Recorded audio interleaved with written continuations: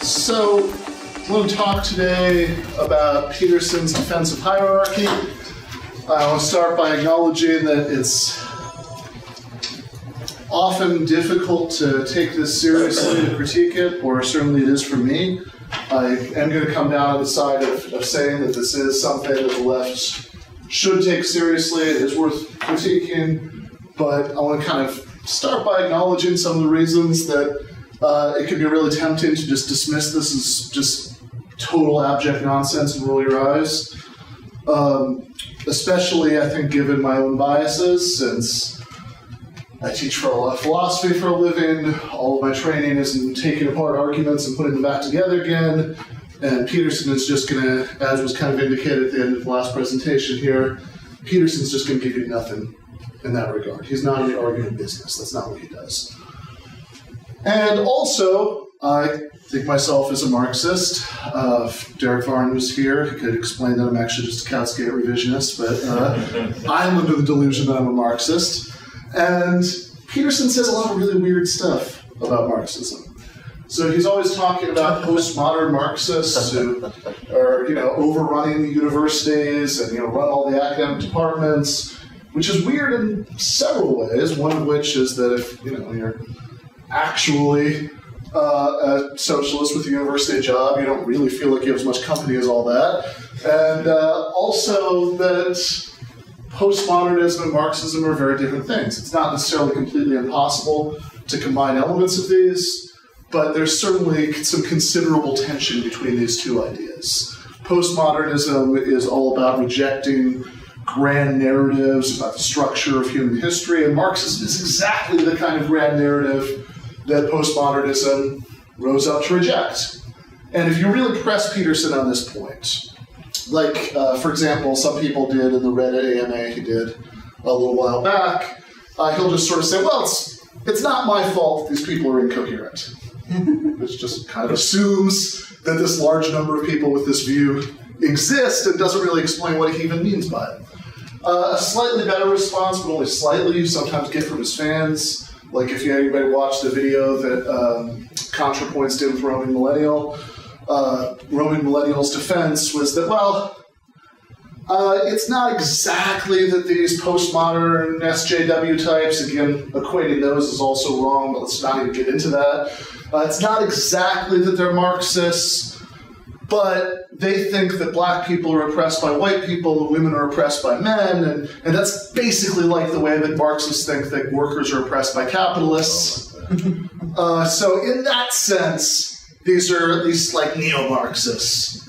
And that's a really weird claim too, because if the idea that one group is oppressing another group and that's bad in some way is Marxist, then Marxism predated Karl Marx by pretty much all of human history. All the French revolutionaries were Marxists. Spartacus was a Marxist. He clearly thought that Roman slaves were oppressed, by their masters. The authors of the Book of Exodus were Marxists. So that just seems like a really weird, unhelpful way to talk. He also talks a lot about equality of outcome. In the video where he claimed a couple weeks after dodging the debate that he had scheduled with Doug that Marxists never wanted to debate him, he even used this phrase, equality of outcome Marxists. I can't get equality of outcome Marxists to debate him. And he's constantly talking about how Marxists or postmodern Marxists or postmodern neo-Marxists believe in equality of outcome.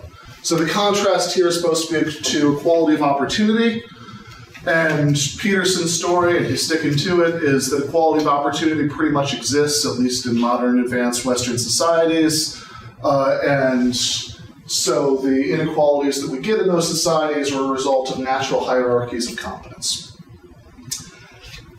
All right, now among the many, many, many things wrong with this, besides the fact that really trying to separate equality of outcome from equality of opportunity is just incoherent.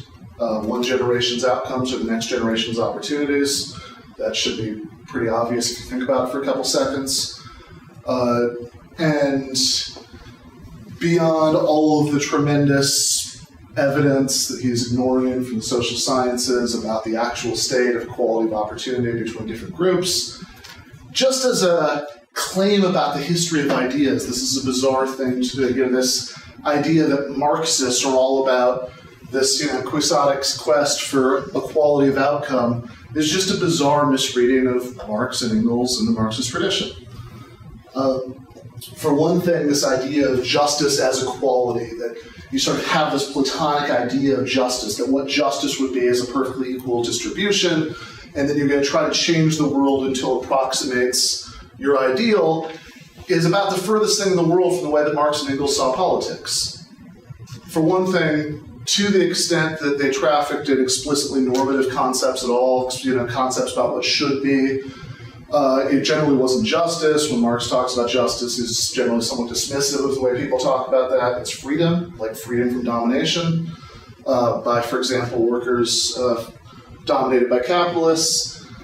And just on a more fundamental level than that, this is just the opposite of how Marx sees politics. Marx sees politics in this way where you start with a material analysis of the world, you see what the internal tension points and contradictions in that sense are in the world, and then you see what possibilities are opened up by those points of tension. And sure, you root, it's not rooting for some of the possibilities, what's the working class to win, but that's a very different thing from thinking in terms of, okay, I have this abstract ideal of justice, which would be perfect equality, and I'm going to try to impose that on the world. That's just a fundamental misunderstanding. Also, you can say, okay, in defense of Peterson here, you can say that Marx, even though he doesn't use the language of justice, is sometimes at least implicitly talking about what would count as a just distribution, what in the sort of 20th century analytic political philosophy tradition might be called a theory of distributive justice. Most obviously in Critique of the Gotha program, Marx is talking about different ways that things could be distributed in a post-revolutionary society. But in there, he's explicitly not endorsing a totally egalitarian idea. In Critique of the Gotha program, I don't want to spend too long on this because I want to keep this moving and leave time at the end for Q&A, but I'd love to get into this there. It seems to me that Marx pretty explicitly endorses what John Rawls in the 20th century calls the difference principle, which is the principle that if certain inequalities in distribution, for example, like incentives for certain kinds of productivity, ultimately benefit the people who are at the bottom of society, then that's okay. Right? And even in the long term, when Marx foresees a future where cultural changes from capitalism and technological abundance have gotten to the point where everybody can just kind of take what they need, that's still very different from enforcing an exactly equal distribution. And then there are the lobsters. Peterson often seems to suggest that the fact that even lobsters have hierarchies means that it's this sort of utopian madness for humans to try to get rid of our internal social hierarchies, which if you read what he's doing there as something like an argument that, because of this stuff about lobsters, it would just be madness and only lead to gulags, for humans to try to get rid of our hierarchies and achieve equality, then it seems like a really weird argument, because why would that follow? Like, that's why, what is it about lobsters such that if they're this way, then humans are inevitably this way? Or ants, in some cases. Here's a memorable Peterson tweet about ants. Oh, this is wrong. It says 30% of the ants do 70% of the work, not a consequence of the West or capitalism, in case it needs to be said. Now, fun thing about this is if you click through to the study, he's wrong about most of this. In fact, when it talks about a lot of ants not working a lot of times, that's because there's like this complex cooperative system of working in shifts for the good of the whole group. So it's almost the opposite of what Peterson's taken from it. But again, all of this makes it really hard to take this seriously. And if you just kind of see Peterson as this eccentric who, has this weird jumble of views, and for culturally contingent reasons, he happens to be getting a lot of attention right now, then it might not be clear, how much effort the left should sort of devote to doing things like this conference. All right, so I want to try to, and when I was originally doing this, the temptation to make fun of Peterson a lot more than I'm doing right now was almost overwhelming. I found a passage in Maps of Meaning where he's talking about a dream he had about his beautiful cousin, which is the funniest thing that I've ever read. Oh, could you send that to me? Yes. Thank you. We'll do a dramatic That will be tonight. helpful for my work. Okay, fair enough. But with great fortitude, I left it out. Because I want to focus on the core of what I think Peterson's project is. And once we kind of get what the core of the project is and how it all fits together, we can at least see how to relate to him, I think, as an ideological enemy. And how to make sense of some of the claims that he makes that we talked about in the first slide. When I say making sense of them, I don't mean in any way that's going to make them plausible, but in a way that'll help us understand how they all fit together and how, in a weird way, he might have kind of stumbled sideways into something that's sort of true. So I think to think about what Peterson's role is, to think about what he's ultimately doing politically, it's helpful to sort of think, okay, what would the left-wing analog of Peterson be? Right? What's the sort of socialist mirror image of Peterson here? And what I want to suggest is that if you think about like Marx, the mode of Marx that would be equivalent to what Peterson is doing here isn't the Marx who's writing detailed, complicated, rigorous economic analysis in Capital, certainly, or even the Marx of the Communist Manifesto, but maybe the Marx of the contribution to the critique of Hegel's philosophy of right, which if you've never heard of that, that's fine. But even if you've never heard of it, you probably know the most famous quote from it, because that's the one where Marx talks about how religion is the opium of the people. So later on, a little bit after he says that religion is the opium of the people, Marx says that the abolition of religion as the illusory happiness of the people is the demand for their real happiness. To call on them to give up their illusions about their condition is to call on them to give up a condition that requires illusions. The criticism of religion is, therefore, an embryo, the criticism of that veil of tears to which religion is the halo. Criticism has plucked the imaginary flowers off the chain, not in order that man shall continue to bear that chain without fantasy or consolation, but that he can throw off the chain and pluck the living flower. Okay, so let's think for a minute about what Marx is doing here and how he's suggesting the criticism of religion ties into a larger emancipatory project, and then kind of go back to Peterson and see how he relates to that. And I also want to suggest here that even if you're not down with all of Marx's premises, if, for example, you're not an atheist or an agnostic, maybe some people here are Christian socialists, that you can still get this sort of spirit of what Marx is doing here. And the way I think you can think about it is this, that every society that has the sort of hierarchies that Peterson likes has some sort of mythological bullshit to justify those hierarchies. The divine right of kings is an obvious example of that, and the idea that the structural inequalities of capitalism are just natural hierarchies of competence is another one. And so whatever you think about religion as a whole, you can see what Marx is doing here is saying that kind of tearing down these stories that society tells to justify the way things are, the way things are structured, is this kind of necessary part of what later becomes a political project of emancipation. And if you think about it that way, then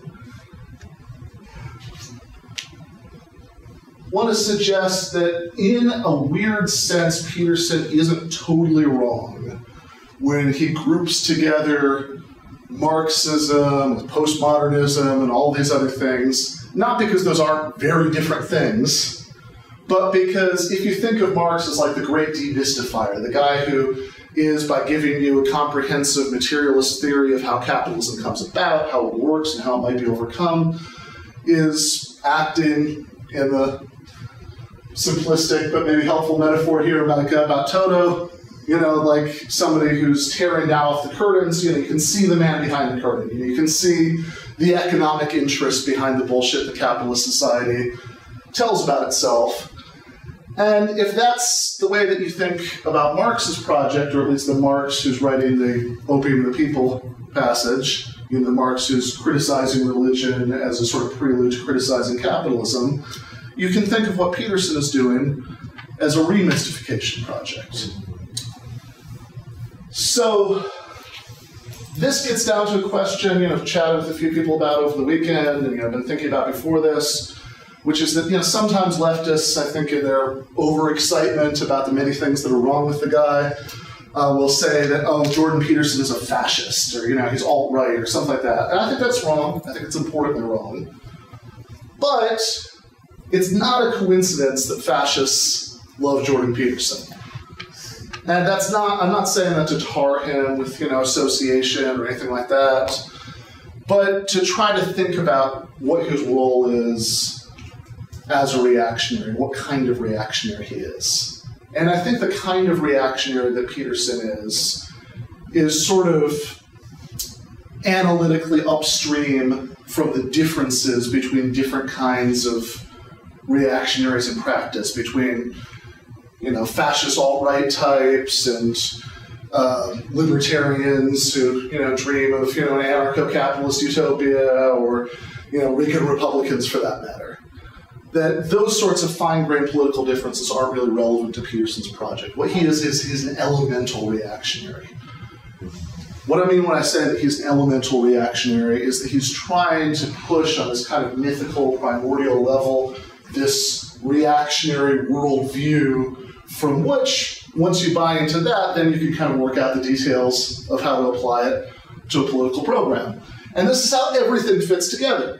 And if you think of the lobsters and the ants, not so much as an argument that Peterson is making, that lobsters and ants supposedly have these hierarchical setups, therefore capitalism is best, how does that work? But you think of these as almost like fables. It's like Aesop, you're using animal stories, to try to make a point about humans. I think you're much closer to the mark.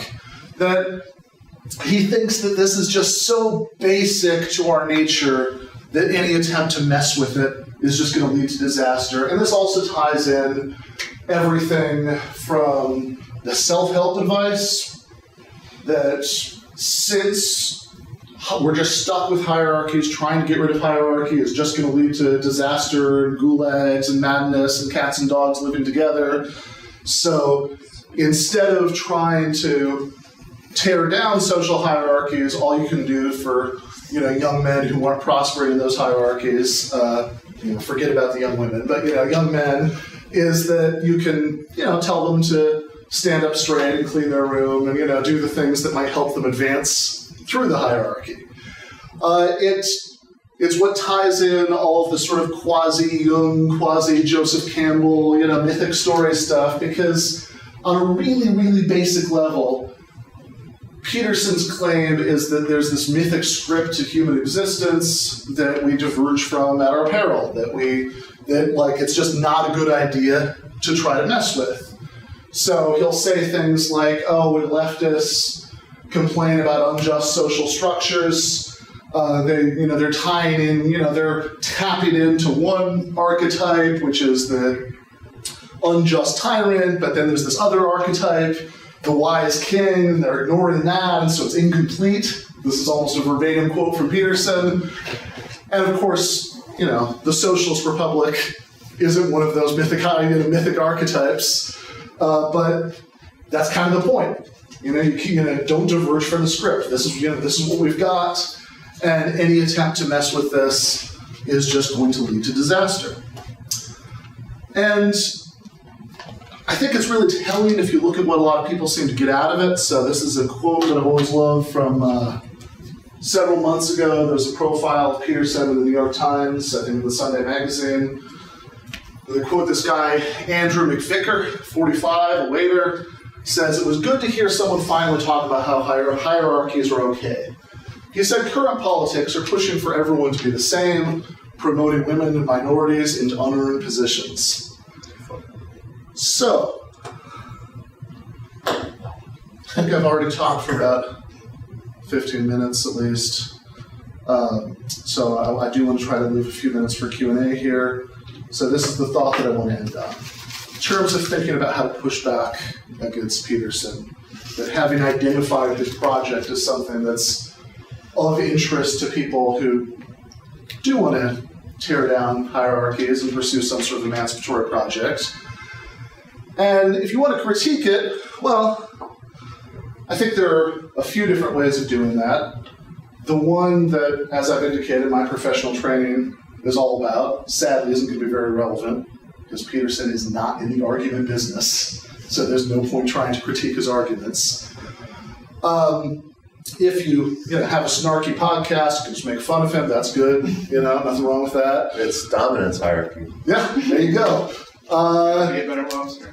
And I am. That's right. another, but to the extent that you can reach out to Peterson fans, I think one way to do that is just by asking them questions like this one. Like, think about Andrew McVicker from the New York Times profile. To review, Andrew McVicker, 45, a waiter. Right. So, here's the question that I think we should be asking the Andrew McVickers of the world, and we'll end on this thought. How's that economic hierarchy working out for you? Yeah.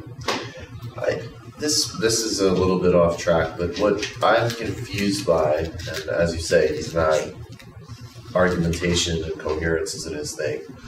But there's a really interesting contradiction in his work, and I wonder if maybe there's a way of picking out fans in either of these two directions, although it might not necessarily help us with a left perspective. But it seems to me that, like, on one hand, if you're obsessed with a certain type of social cohesion as represented by, like, monogamy and traditional family arrangements and stuff like that, there is a kind of more of this in the UK, basically, but there are these, like, Catholic conservatives who, unlike people in the United States, are actually willing to say, like, markets need to be regulated because we actually recognize that unlimited capital flow and deregulation is going to and this is a tense thing for us on the left, right? Because some of these social advances that are correct and a benefit of capitalism, but let's be real, like, they're not happening because people are protesting. They're happening because the market demands that more people be in the workforce, that there more be,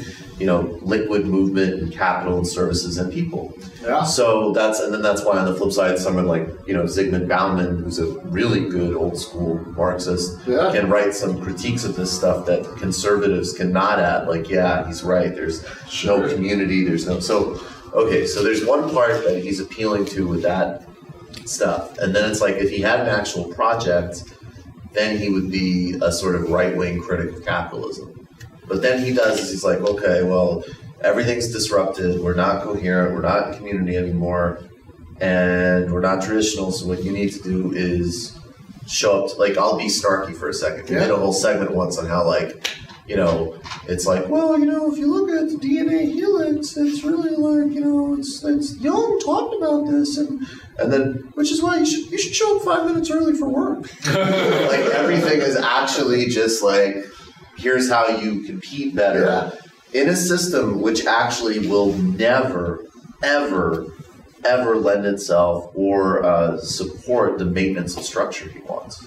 Yeah, no, absolutely. I think that's a great point. I think that it would, so clearly there is this tension within conservatism that capitalism is the great destroyer of tradition. I mean, the first few pages of the Communist Manifesto are sort of basically prose poetry about that. Yeah. Marx is celebrating it to a point, although, not entirely. But it's also super brutal. Some of it really isn't good. Yeah. Quite a bit. People actually should be able to do quite science a bit work is not good. and Yeah, have community and it really comes out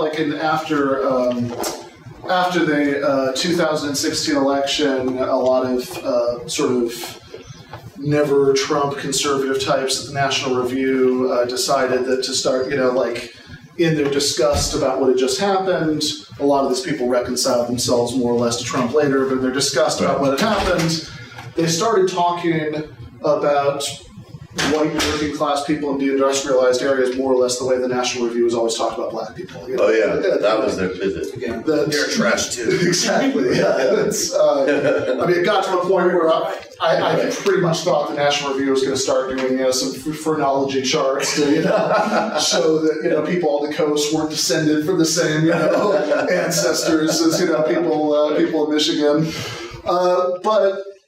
And in some of these articles where they were waxing brutalistic about how these people who are just stupid and it's their own fault they're poor and all that stuff, they started talking about how there were some of these writers in the National Review who started talking about, well, why don't they just, it's ridiculous, they have nobody to blame themselves, it's just cultural poverty, they should just pick up and just move across the country, just find where the jobs are and move there.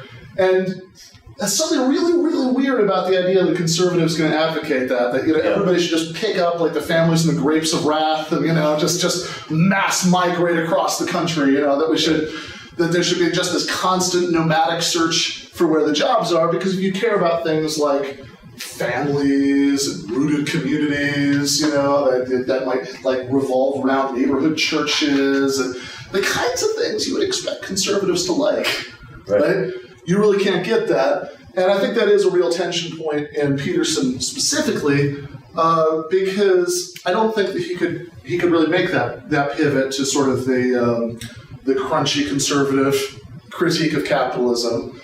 Because if he did, then he'd have to kind of stop celebrating the Joseph Campbell mythic quest up through the ranks of the economic hierarchy in the way that, which is kind of the whole point. Right. So how? Yeah. No, so I think that's a really good point. Yeah. Strategically, I think Brooks and I have different answers on this actually, but how do you play off of that tension without platforming conservative? And I say this as a person who does it because I'll talk on Peter Hitchens exactly on that point. That there's these Catholic reactionaries, and if you fight Peterson with their arguments, it's actually easier to hit him than with ours. Sure. But at what point? How do you use that strategically? Is what I'm asking. How can you actually play that out? Because we're not those guys either. We don't actually think that sure, we don't even think it's possible that you could go back to normal traditional family norms of the 19th century invented traditions. Yeah. Well, I don't know if Michael wants to respond to that also, because I'd be curious about his thoughts, but I guess I would say that if the goal isn't to make Jordan Peterson fans Peter Hitchens fans, right? That's not it's not totally clear to me that that's a move that's forward, or at least very much forward. Then I'd say that there's a way to do it where you take part of that argument, right? So, which is kind of pointing out that there's this big contradiction at the heart of a lot of this stuff. But just because there's a contradiction at the heart of something, that doesn't by itself tell you anything about where you go to resolve it. That if you see, now I can do my logic schmuck thing. So go ahead. if you have, reductio ad absurdum argument, Sage Latin even, that's how logic schmucky this is going to get. Reduction to absurdity, that's what you call it when you show that somebody's position leads to an inconsistency. That just tells you them that they've got something wrong somewhere. Right? It doesn't tell them what they've got wrong. So actually rethinking all of your original premises to see where you went wrong is the right response to it, rather than just immediately assume it's whatever your interlocutor thinks it is. And so I think that maybe, at least, with some of these guys, I don't want to exaggerate how many of them are winnable, but maybe at least with some of them, pointing out that contradiction could start a process that could get them thinking about, okay, how do we want to resolve this, right? Do we, if you don't like the idea that we should all be neoliberal nomads, and you might not, even though you like the idea of gender hierarchy, maybe that seems to be one of Peterson's big points of appeal. Would even you, Jordan Peterson fan, really, really want to go back to, as you say, the 19th century or even the 1950s, really think about what that would entail, right? Is that something you really want?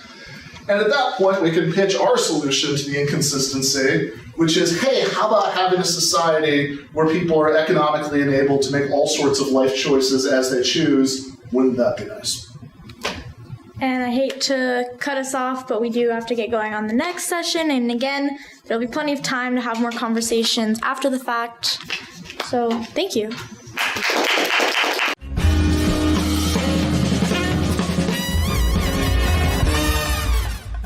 You have been watching free public content from Give Them an Argument.